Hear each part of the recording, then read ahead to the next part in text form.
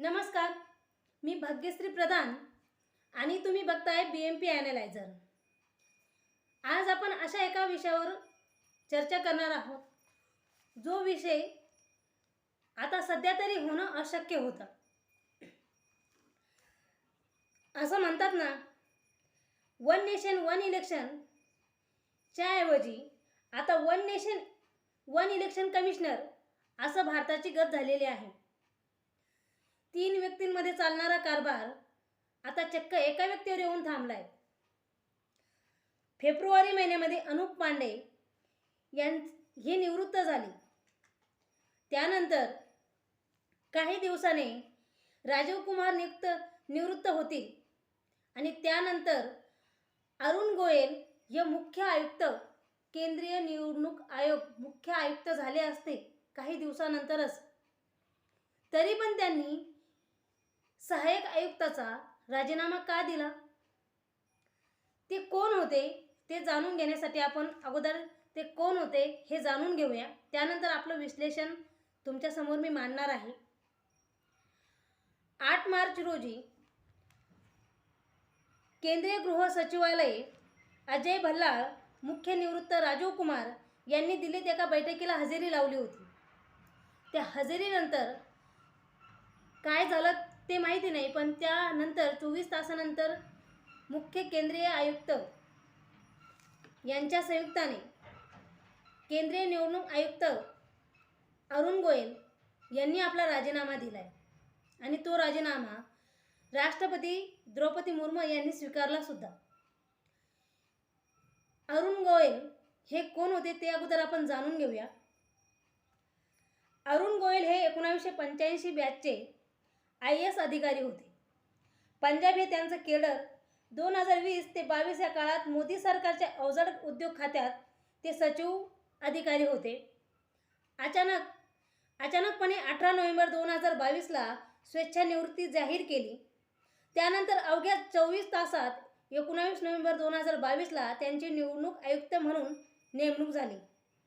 निवडणूक आयुक्तांच्या नेमणुकीसाठी काही नावांवर विचार होतो। त्यानंतर एका नावाची पंतप्रधानांकडून शिफारस होते।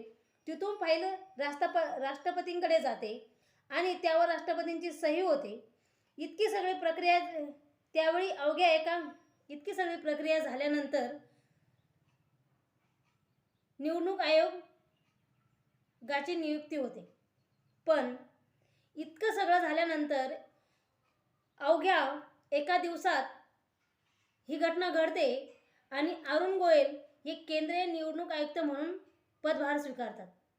एकीकडे राजीनामा देतात आणि दुसऱ्या दिवशी केंद्रीय निवडणूक आयोग म्हणून ज्या व्यक्तीची नियुक्ती होते ते पण मोदींच्या हस्ते होते। मोदींनी त्यांना नियुक्त करण्यासाठी कायद्यात बदल केला। कोर्टाने प्रश्न उचलून धरला होता, तरी पण त्यांना फेटाळून त्यांनी त्या कायद्यात बदल करून केंद्रीय निवडणूक आयुक्त म्हणून अरुण गोयल यांना पदभार दिला। नेमकं असं काय झालं की त्यांच्याच सत्तेत अरुण गोयल यांनी आपला राजीनामा दिला। 2027ला ते निवृत्त होणार होते। 3 वर्ष त्यांच्या निवृत्तीला बाकी होते। त्या अगोदरच त्यांनी राजीनामा का दिला त्याच विषयी आपण चर्चा करणार आहोत। व्हिडिओ फक्त शेवटपर्यंत बघा। मित्रांनो, 8 मार्चला केंद्रीय गृह सचिवालय अजय भल्लाळ, मुख्य निवृत्त राजीव कुमार यांनी दिल्लीत एका बैठकीला हजेरी लावली।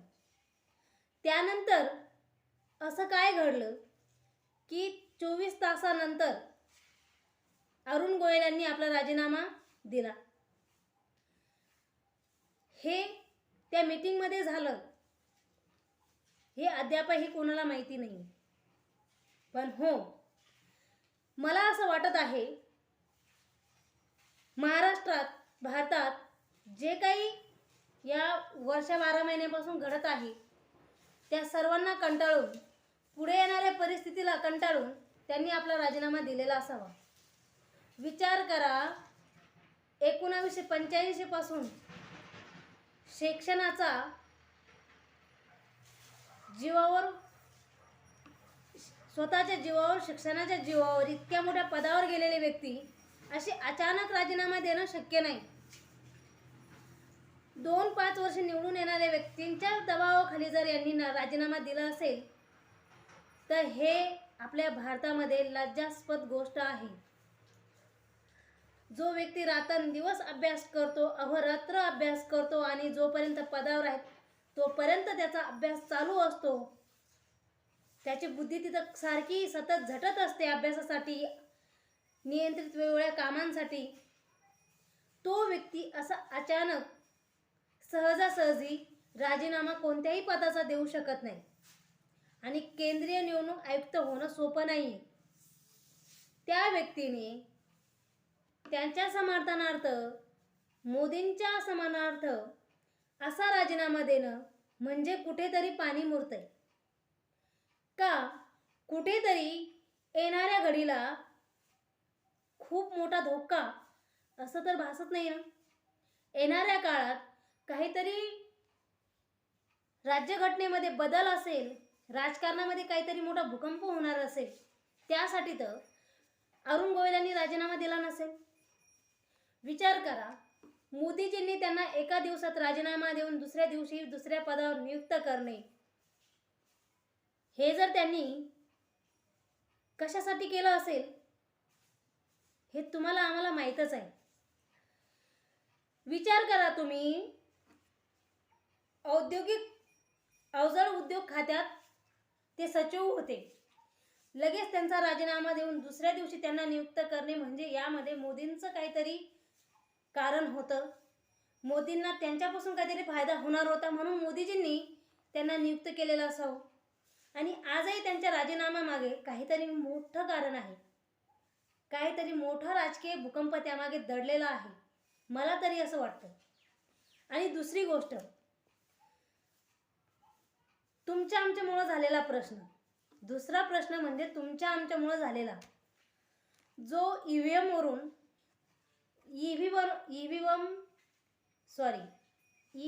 वरून बॅलेट पेपरवर निवडणुका घेण्याच्या तयारीत ही जी जनता लागलेली आहेत ना,